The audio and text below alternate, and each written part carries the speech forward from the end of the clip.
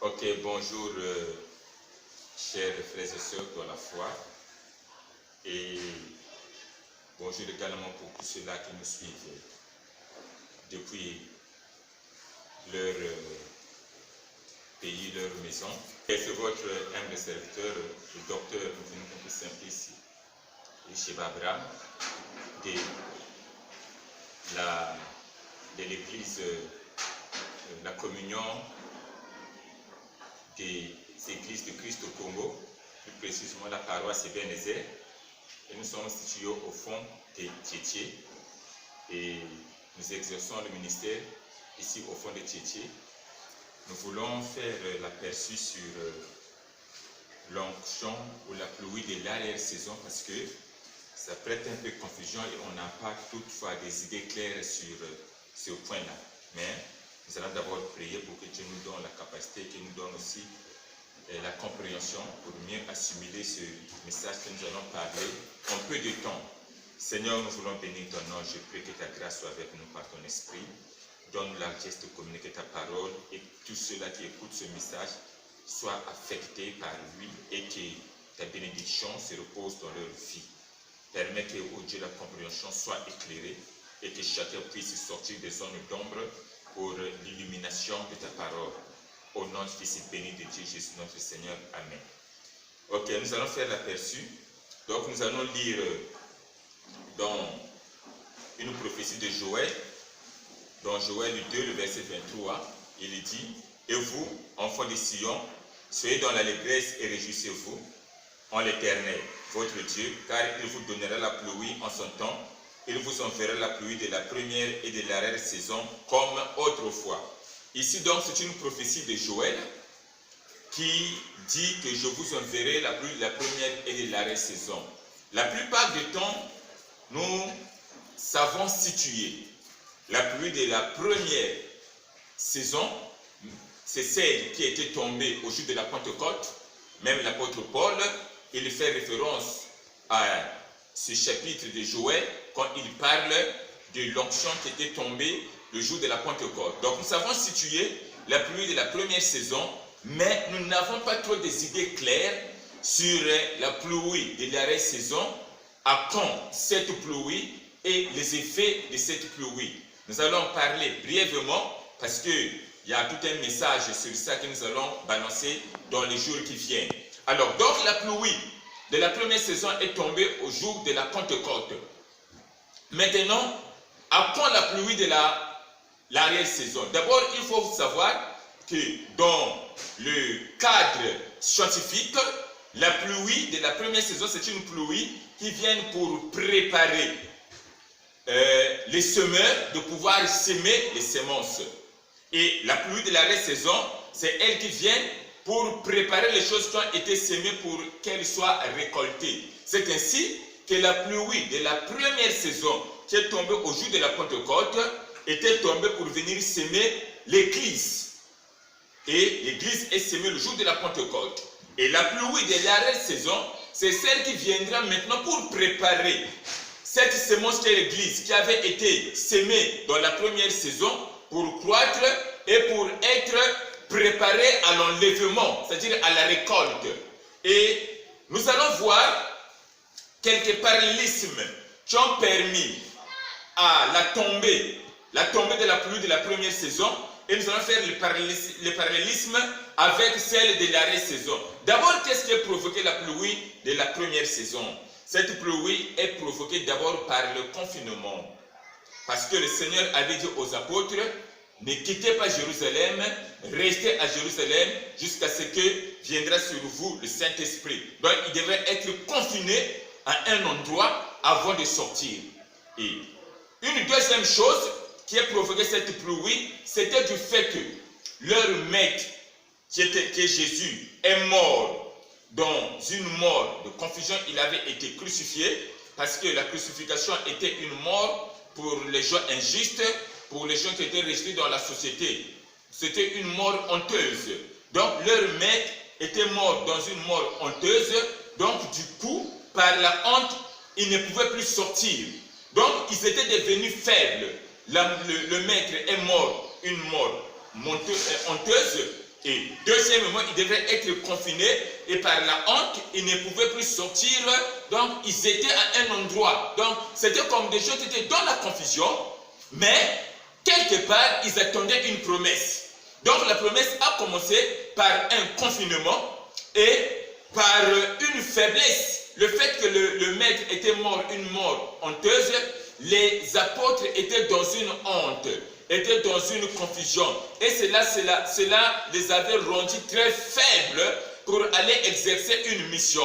Alors, il fallait maintenant une onction, une puissance qui devrait amener en eux l'enthousiasme, le zèle, l'encouragement pour sortir, d'aller prêcher la parole. C'était le but de cette pluie de la première saison. Et c'est ainsi que quand cela est venu, ils sont sortis pour annoncer la bonne nouvelle. L'apôtre Paul, l'apôtre Pierre, qui auparavant avait honte de pouvoir témoigner qu'il avait été avec Jésus devant une femme, ce jour-là, quand cette pluie est tombée, il était audacieux et il a parlé devant tout le monde en disant que c'est Jésus que vous avez crucifié, nous avons marché avec lui. Donc vous voyez l'engouement qui était venu dans la vie de ses apôtres, l'enthousiasme et les ailes à cause de cette pluie de l'arrière de la première saison. Et puis cette pluie avait amené les effets.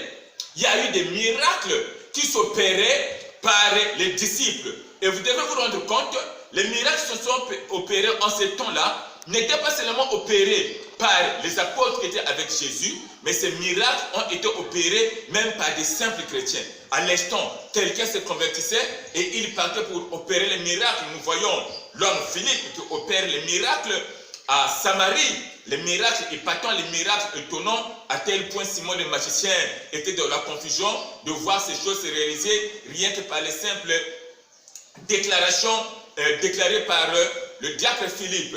Donc les miracles étaient opérés par les chrétiens de cette époque-là. Même les chrétiens qui venaient à peine de se convertir opéraient les miracles parce que c'était une innovation par cette pluie de la première saison. La chose qui avait distingué les apôtres des autres chrétiens, parce que eux, ils avaient le message oral, l'évangile oral, c'est-à-dire ce qu'ils avaient entendu de Christ n'était qu'entendu par eux et c'est ce qu'ils devraient annoncer. C'est ce qui les distinguait avec les autres disciples. Mais dans le cadre des miracles, et les autres disciples opéraient les miracles autant que les apôtres.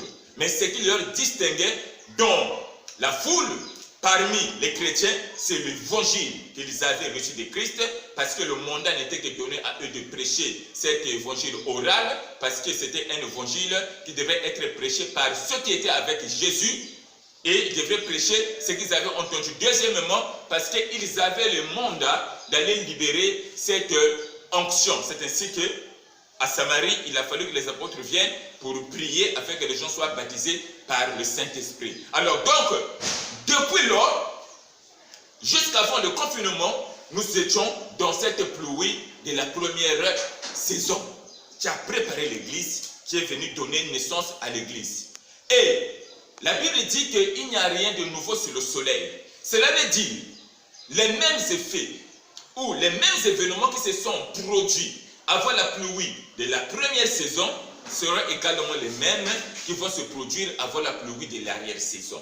C'est ainsi que nous avons vu, il y a eu un événement qui a sévi tout le monde entier et l'Église et tous les autres secteurs de la société ont été confinés.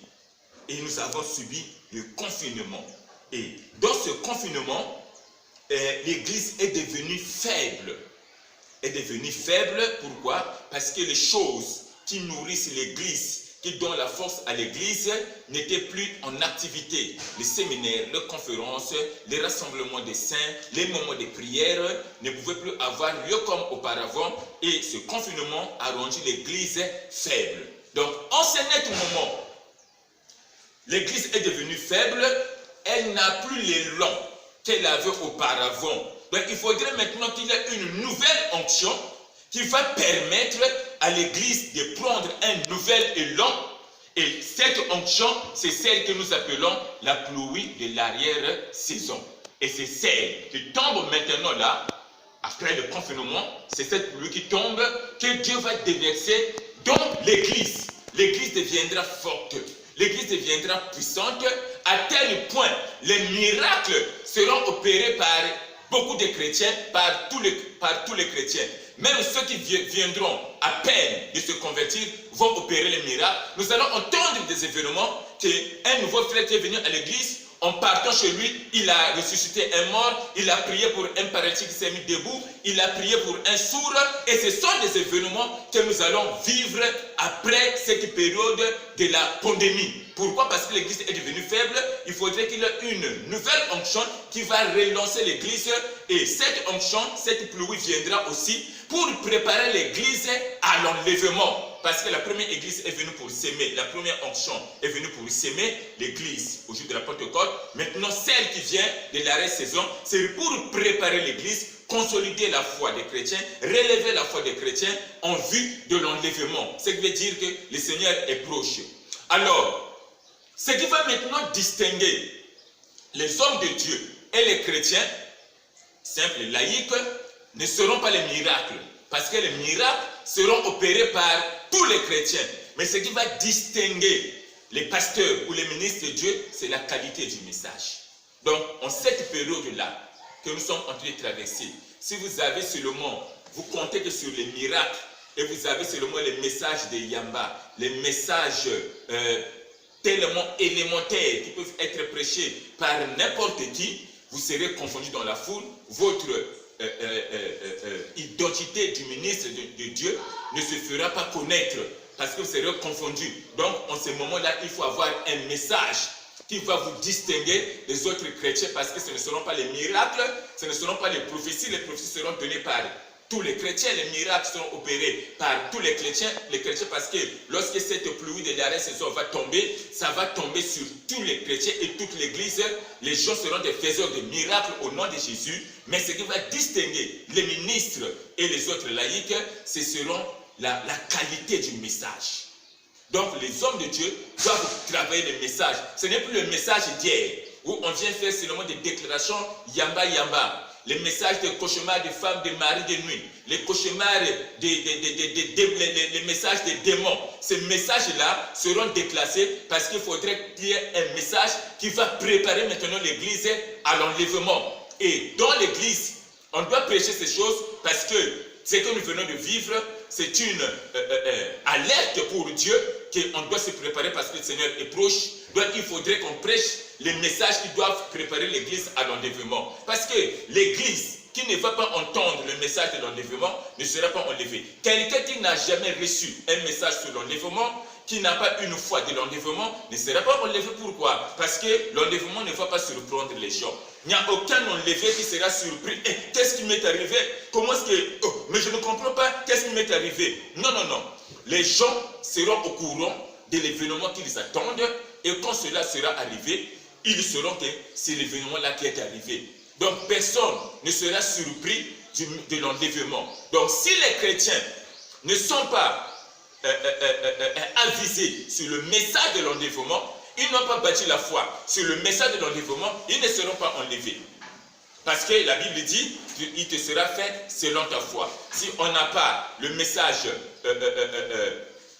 on n'a pas le message de l'enlèvement, c'est difficile qu'on soit enlevé. On n'a pas reçu le message de la résurrection, on ne pourra pas être ressuscité parce qu'il nous sera fait selon la foi. Au fait, les chrétiens ne seront pas surpris pour l'enlèvement. La Bible dit que nous ne sommes pas des ténèbres pour que ce jour de l'enlèvement nous surprenne.